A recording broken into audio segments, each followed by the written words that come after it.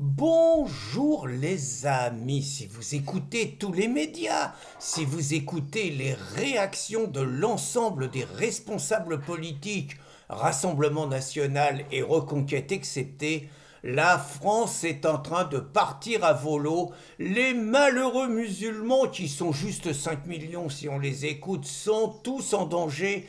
L'islamophobie, donc le racisme, y progresse. Vous vous rendez pas compte? Il y a eu déjà la semaine dernière, donc, un malheureux musulman dont on a oublié de nous dire qu'il était en situation irrégulière, et même s'il est en situation irrégulière, la famille est reçue dans tous les ministères, à l'Assemblée nationale et tout, il n'y a pas de problème.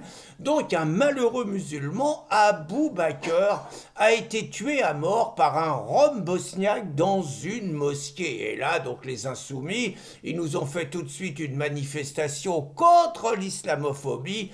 Ils ont dit que tous les Français, ils étaient racistes parce qu'islamophobes, que tous les musulmans, ils étaient en danger et que c'était très grave et qu'il fallait faire une loi contre l'islamophobie, comme le réclament d'ailleurs les islamistes dans toutes les structures internationales où ils sévissent. Et donc ils vont remettre ça, les insoumis, des manifs dans toute la France le 11 mai prochain. Et pourtant, le procureur de Nîmes a dit que finalement, même si le crime il a été commis dans une mosquée, le mec paraissait un psychopathe, là, le Rom bosniaque, et qu'il aurait tué apparemment la première personne qui serait pointée. Mais là, il s'est trouvé que c'était un musulman. Mais bon, ça va pas suffire. C'est la preuve que l'islamophobie est partout. Et puis, il y a eu un autre événement, et là, ça me rassure pas. C'est arrivé il y a quelques jours après à Poissy. Alors là, ça va me retomber dessus. Poissy, c'est la ville où je suis né. Et il faut que ça soit à Poissy qu'il y ait une musulmane à 16h30 qui s'est fait arracher son voile en pleine rue alors qu'elle poussait son bambino qui va sûrement être traumatisé à vie dans sa poussette. Et donc, bon, il n'y a pas de témoins, personne n'a vu. Les caméras, elles disent qu'on voit rien. Mais toute la classe politique, le préfet, tout le monde, il écoute les musulmans. C'est un fait d'une extrême gravité. C'est vachement plus grave que, par exemple, un Français qui se fait égorger. C'est vachement plus grave que la petite Lorraine qui se fait tuer de 47 coups de couteau à l'école par un mec dont on précise pas qu'il est d'origine turque, pour pas stigmatiser. Donc, vous voyez, la France, elle est quelque part un pays rongé par le racisme, sachant que le racisme, comme l'islamophobie, les seules victimes du racisme, c'est les Noirs et les Arabes, et les seuls coupables du racisme, c'est les salauds de blancs, puisque Dominique Sopo et toute la gauche le théorisent. Le racisme ne peut venir que des colonisateurs, et les colonisés, ils peuvent qu'en être victimes. Donc le racisme anti-blanc, c'est une construction de l'extrême droite qui disent. Et pourtant, les amis, alors, je sais pas, mais on m'a envoyé un livre, ce livre-là, donc, le racisme anti-blanc, l'enquête interdite, un livre écrit par François Bousquet, que j'ai l'honneur de connaître un petit peu,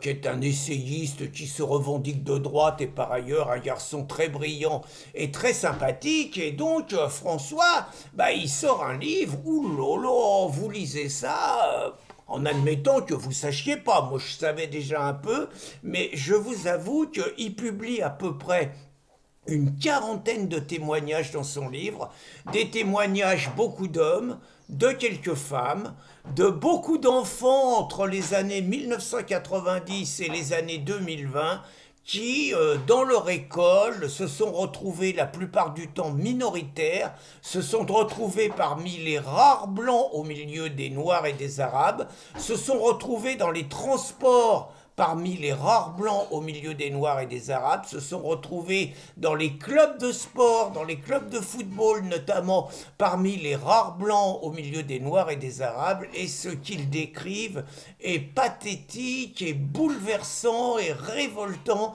et très franchement, les témoignages ne peuvent pas vous laisser indemne. Vous voyez pratiquement toujours le même schéma, c'est-à-dire d'abord, rappelons quand même des faits. Je vous parlais de l'islamophobie, Il n'y a aucune mosquée qui est attaquée, il n'y a aucune mosquée qui brûle. En France, la réalité, c'est que ce sont les catholiques, ce sont les lieux chrétiens, ce sont les prêtres qui sont agressés. Parfois les rabbins, jamais les imams. Donc rappelons déjà ça. Rappelons sur le racisme qu'on n'a jamais vu un groupe de blancs attaquer un noir isolé, attaquer un arabe isolé et le frapper à 10 contre 1 au sol. On n'a jamais vu ça depuis que les spécialistes de l'antiracisme prétendent traquer le racisme en France.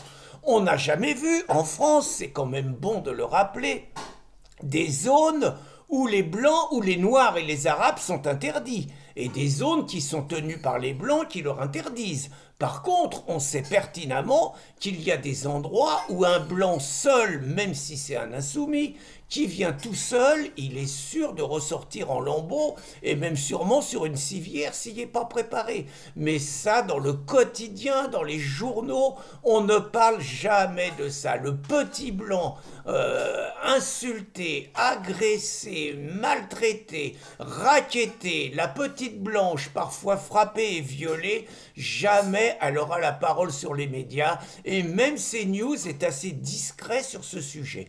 Donc que nous dit François Bousquier? Il nous livre des témoignages et très franchement quand on voit ça, on est obligé de se poser des questions parce que ça remonte aux années 90 et on est obligé de se dire mais est-ce que mon gosse aurait connu des situations pareilles et est-ce que ça m'aurait échappé? Vous voyez, on tombe un peu dans un truc où on se dit les témoignages sont tellement nombreux, tellement convergents qu'on se dit est-ce que mon petit-fils aujourd'hui il n'est pas victime de ça? Parce que ce qu'on constate quand même c'est que les gosses ils sont abandonnés.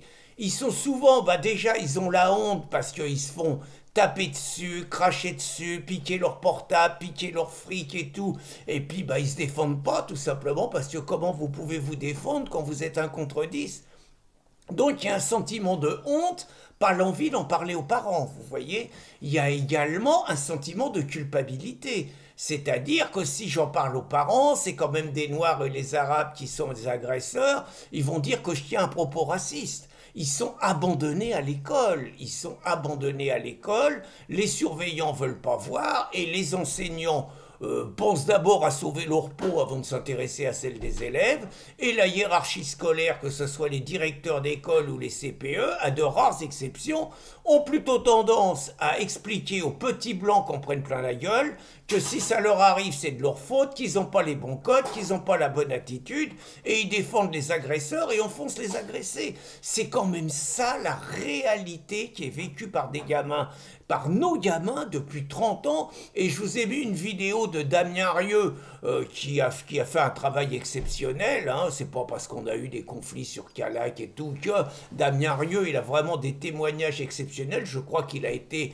un contributeur important de ce livre, et Damien, dès 2014, expliquait ce qu'était le quotidien du petit blanc. Il était dans les régions de Lyon, parce que là, les témoignages, c'est surtout banlieue parisienne, banlieue lyonnaise, banlieue marseillaise, c'est surtout ça. Mais aujourd'hui, on sait très bien que ça s'est élargi. On a vu dans les émeutes après la mort de la racaille Naël que beaucoup de petites villes qui auparavant étaient préservées sont aujourd'hui passées aux mains des racailles qui se sentent absolument tout permis et qui se sentent protégés par le système, qui se sentent protégés par le fait qu'ils ont le clan. Et il y a des témoignages bouleversants où des mecs, vous avez trois sortes d'attitudes de mecs. Vous avez celui qui se soumet pas, il y en a pas beaucoup, hein, et qui se bat, qui s'organise, le mec en prend plein la gueule, il revient souvent amoché parce qu'il se bat à 1 ou 2 contre 10, mais le mec il canne pas, et il y en a pas beaucoup. Vous avez celui qui se terre, qui essaye de se faire le plus discret possible pour essayer de sauver sa peau, quoi. Vous voyez, c'est le silence de la survie qui se comprend.